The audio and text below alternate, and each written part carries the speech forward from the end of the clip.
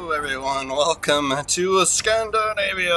Right, so this is the newish map. I feel like people are still trying to figure out how to play this map, right? But some people hate it, some people like it, and I don't know, maybe that's a good thing, right? But yes, alas, I am Phoenix61, your host for tonight's shenanigans, right? Actually, not a lot of shenanigans, right? So if you looked at the, the thumbnail for this video, I don't even know why you're here, right? But we do. So I wanted to still post this, and I kept the recording for this video in this Hayate game, right? Because it's like we did the right things, right? We made the right moves, and while we didn't have this like awesome damage dealing game, we still take the top spot on the leaderboard at the end when it comes to XP, right? And that's kind of where you want to be, right? So it's one of those things where you're like, okay, at least I know I did most things right? Like, I could argue, depending on your ship type and who you are, right, like that you could be at the top of the leaderboard and still didn't do the right things, right? But like, whatever. This game's so circumstantial that quite literally anything anybody tells you, yes or do or don't do, right, is just so dependent on what's actually happening in that moment in that game, what you're up against, right? So yeah, so we'll be a good little destroyer and head towards the D cap, right? We'll play our spawn side, and then I send torpedoes. We've got 2 enemy destroyers, right? So there's a decent chance there'll be one over here at D. And I think, did I look and see what we're up against? Yeah, a Lucian and a Shimakaze, right? So with the Lucian, right, so this was a somewhat recent campaign ship that a lot of people got on board with, right? So there's quite a few of them out there. But that ship has like really great range sonar and pretty good guns, right? So if we can't kill a Lucian with our torpedoes, he is probably going to kill us with his sonar and guns, right? So I'm going to assume the worst. I'm going to assume it's the Lucian that's contesting our zone here, right? And I'm going to turn myself away. I'm turning away simply because I'm assuming the worst, that there might be a Lucian here.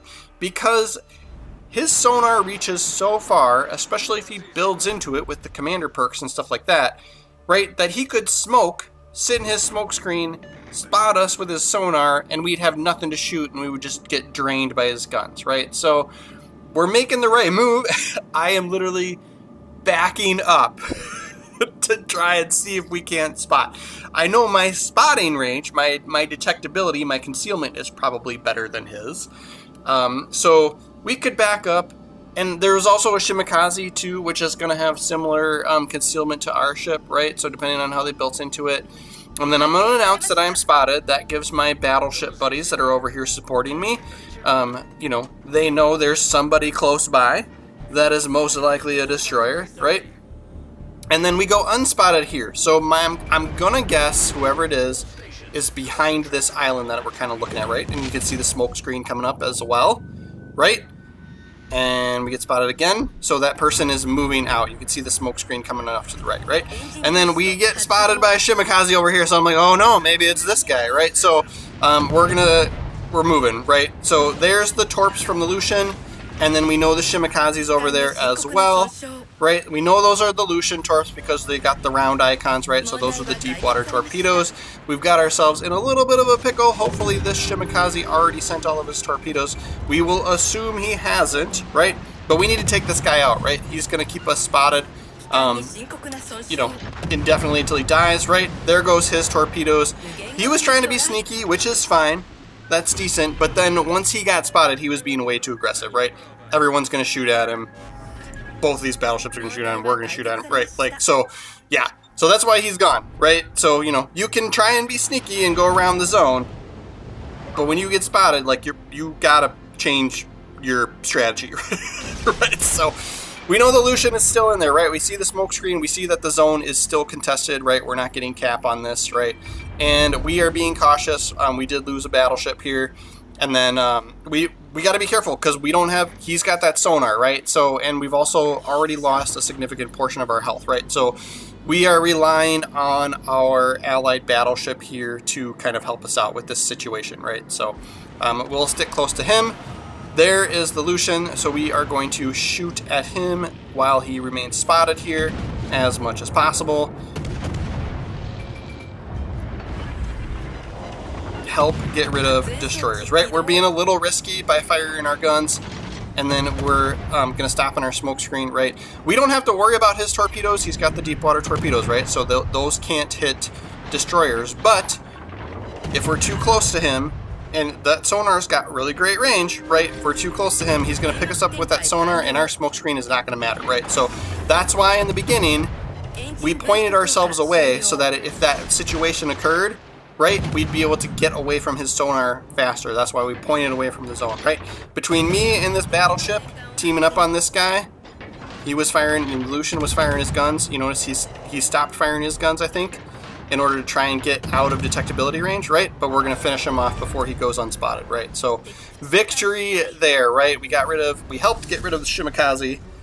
We helped get rid of the Lucian. They no longer have destroyers, right? And that's gonna be game, right? Like, I mean, they could come back with some skilled play style here, right? But like, if you notice, like, look at the mini map. Like, our whole entire team is over there, like, just clumped up in A, right? I think that's where people struggle with this this map, right? I feel like people don't know how to and where to spread out to sort of get those crossfires and stuff like that, right? Like, I feel like people are, and honestly, like, in my opinion, like, I feel like that makes for good map design, but the average player kind of, tends to clump up behind, where the red team is over there by A, like, that's where most of that team goes a lot, right? And then depending on who kind of gets in that zone first, right, the opposite happens on the other side, right? So it's just kind of an awkward situation where people don't know what to do. But ideally, you kind of stay close enough to support your allies, but not right next to them, right? Like, so yeah. So we'll head towards the B zone here, right? And see if we can't help get that capture there. This Montana is also heading towards it, right? So we'll have to keep that in mind. We'll focus some torps on him if we can. But obviously, if he gets too close or turns in towards it, we'll abort, right? We don't have a lot of hit points left. We're not a brawling destroyer, right? We don't have the greatest guns, like that kind of thing, right? So we will simply do the smart thing and move away, right? Because at the very least, we're keeping him spotted for all of our other ships on our team, right? So, but for now, he's moving away. And those torps look good, but I'm gonna guess based on when we fired them, they might not. They're gonna die out. Man, they're so close. Yeah, that's what I thought. Yeah, I was like, man, are they going still? Yeah, didn't make it. So yeah, like, just we're being a good little boy here, right? We're being a good little destroyer, right? We're gonna go for this zone. We're keeping ships spotted, and then this Montana, now he definitely saw those torpedoes, so he knows we're over here, and also we're capping the zone, right? He's like, oh, there's definitely a destroyer in the zone. So we're going to get ourselves turned around and see if we can't avoid being picked up by him. We will have smoke screen ready in 50 seconds, but, you can die in that short amount of time, right? So we're going to do the smart thing, and we're going to have to end up leaving the zone here just so we don't get picked up, right? But, like, we're at 13,000 damage done, and we're going to get the top spot on the leaderboard here just because of, we went for objectives, right? We've got the zone cap, and we keep the zone, zone D captured this, the rest of the game, right? And then we challenged B a little bit. I don't really know how or if that plays into XP earning, right? But we'll get it. If we can get rid of this Montana, we'll get that zone capture too, right? So we'll move away from him just to stay out of spotting range, right? And then we'll see if we can't pick up the other battleship that went, way off to the right on the minimap over by D. We'll see if we can't get the spot for him, right? And then that'll help support our other battleship that's down there, that spawned with us by the D cap, right? But it looks like he's picking, we're not the ones picking him up. It looks like the battleship's what's picking him up, our Centurion. So kind of keeping an eye, like, okay, like maybe we could get some torps on him too. And so we'll slow down and we'll see if he keeps moving in. Because now it looks like the Montana is turning away from the B cap, right? So we might be able to head that direction as well. But yeah, it's just crazy. Like, this is one of those situations where it's like, this is just how you're supposed to play, right? This is, as a destroyer in general, but then, you know, based on the loadout we have as well. Like, we don't even have torpedo hits. Okay, there we got one. Finally hit the Montana, I think. Oh no, were those for the Montana? I thought those went after the Kurfürst, maybe? He must have hit the Montana. I think we shot at the Kurfürst and hit the Montana. Because he just turned, and yeah. Because we're still flooding, we're causing damage right now. Yeah, and he's got the little flashy on his health bar, right? So we'll send some after the Conqueror, and then we'll go and head back this way and see if we can't get the zone cap.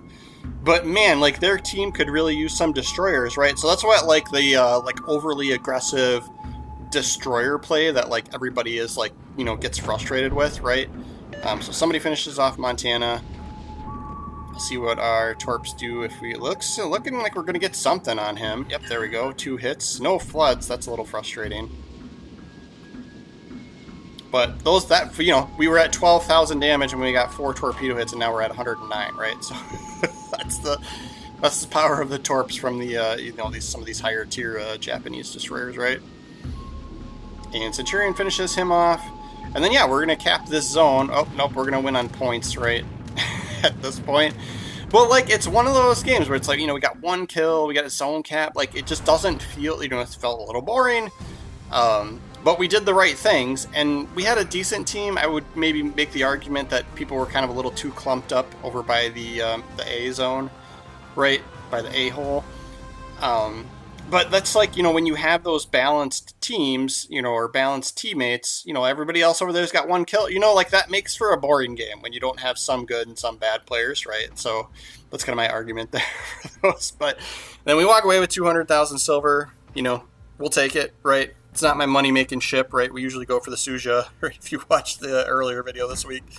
But I'll quick go through the loadout. I know some people are kind of curious what we're, you know, and I don't pick out what the modules are, whatever you want to call these. So this is sort of my, in general, standard destroyer build, right? Like, unless we're going for a gunship or a balance build, right? But a lot of the Japanese destroyers that are torpedo-centric, right? This is what I'm doing, right? I'm picking, you know, torpedo launcher, reload mod, right? You know, that kind of thing. And then you'll see the commander's going to sort of, you know, pile on top of that, right? So this woman is just a Geist. You can see up in the top right, we are using Tanaka, so that is not a paid commander. Everybody can have that one for free, right? Right, you can get that. I am using Space Fishy here. That is a commander that's paid, or I actually got it lucky from a crate whenever there was an event for that, right? But then, yeah, more damage, and, you know, we're building into the torpedoes, right? So more speed, more damage, that kind of thing, right? More reload. Then concealment here. You could do this fragile threat, right? Destroyer detectability. That makes your concealment even better, but I don't like the negative aspect. What took away some hull health or something like that, right?